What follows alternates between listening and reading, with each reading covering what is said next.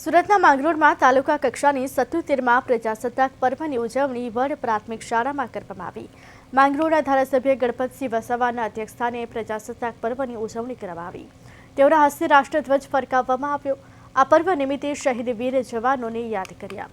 સોમનાથ મંદિરના ઇતિહાસ વર્ણવ્યો। સાથે વિદ્યાર્થીઓને સન્માનપત્રો એનાયત કરવામાં આવ્યા।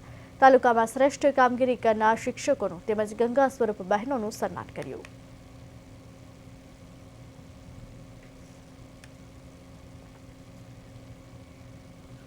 તાલુકાના વડ ગામે 26મી જાન્યુઆરી એટલે કે પ્રજાસત્તાક દિનની ખૂબ ધૂમધામથી અહીંયા ઉજવણી કરવામાં આવી છે।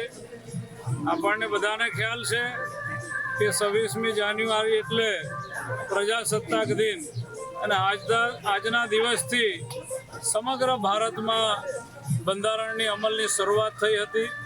ત્યારે આજનો દિવસ એ સમગ્ર ભારતવાસીઓ માટે ખૂબ મહત્વનો દિવસ છે।